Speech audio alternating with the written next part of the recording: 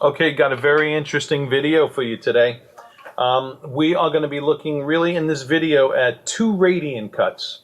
And yeah, just pointing them into the face of the camera, it becomes pretty obvious which which one's kicking butt and which one isn't. Now, let me just tell you something. Generally not a fan of radiant cuts. Most of you people who've watched my videos know that. And the reason why is because so many on the market are just cut like this dud on the right here. Here with two stones, two radiant cuts that had fairly decent looking measurements to them as far as the GIA paper went and all that other business. But once again, you can't judge a diamond by a GIA paper. It's useless. So I knew that I'm helping a gentleman down in Florida right now, and he expressed to me he wanted a nice rectangular radiant. So I called up some reliable resources, and I got to tell you, this first one here, first of all, is a carat and a quarter. It's right around both of these, right around the carat and a quarter size, a little over carat 20. The first one is an ESI1. So this diamond it's colorless. In fact, it's a color that represents less than 1% of diamonds on the market, being in E color. And it's a great size, nice rectangular shape. And most of all, I gotta tell you, when you cut diamonds to be rectangular and they're over a 1:10 to 1 ratio, in their rectangularness, you increase the chances for horrendous optics like this. Not that this thing is a total train wreck, but this diamond, beautiful distribution of bright and dark reflections in a radiant cut. All right? So this, you guys out there who watch my videos and I talk about the crushed ice effect and all that stuff, this here, there's negative crushed ice and then there's positive crushed ice. This one here is a really bright radiant. Okay, this is the kind of radiant we're going to save the measurements on in case we ever need to cut something like that again. But very nice diamond. All right, so this is looking at them in indoor diffused daylighting for the optical characteristic of brightness.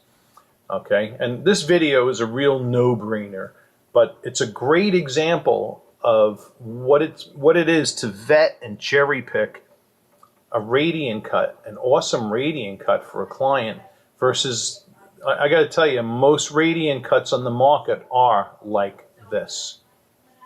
Okay, I kid you not. Now, let's go into spotlighting and look at fire and sparkle. Wow. Okay, so once again, the distribution of light and the fire and sparkle in this radiant, it's obvious, okay?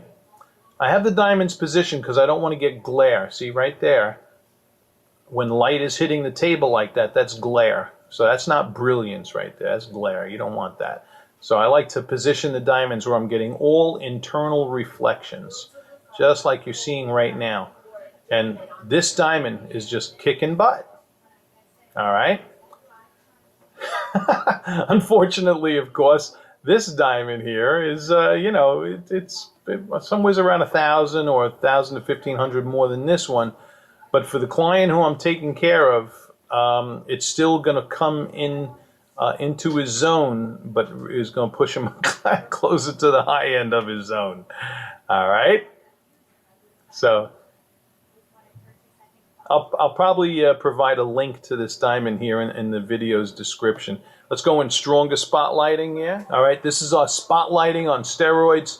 And once again, this is a great demonstration why cut quality is the most important factor when you're buying a diamond, okay? Because that radiant on the left is doing the do. Beautiful, beautiful, beautiful, even distribution.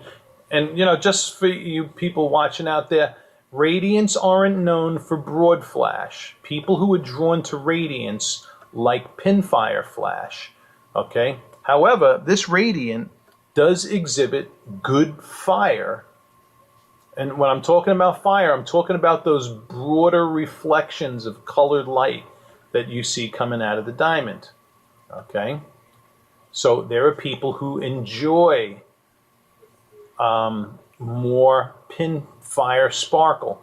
And you're not going to find better in a radiant insofar as that's concerned, because this one is just doing it beautifully, by the way.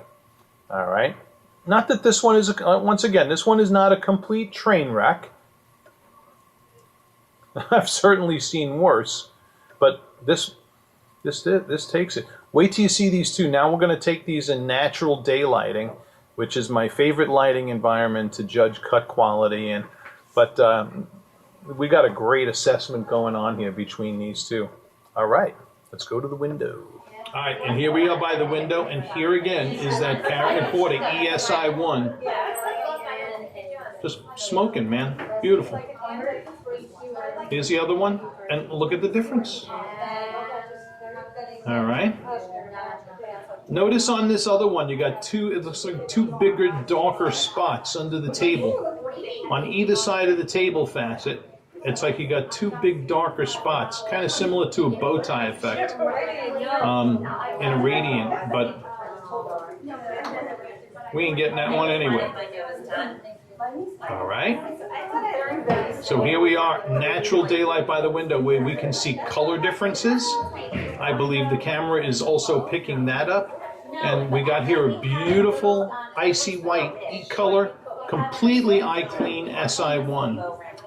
Beautiful rectangular radiant. So this was a good acquisition. All right, well worth the call in.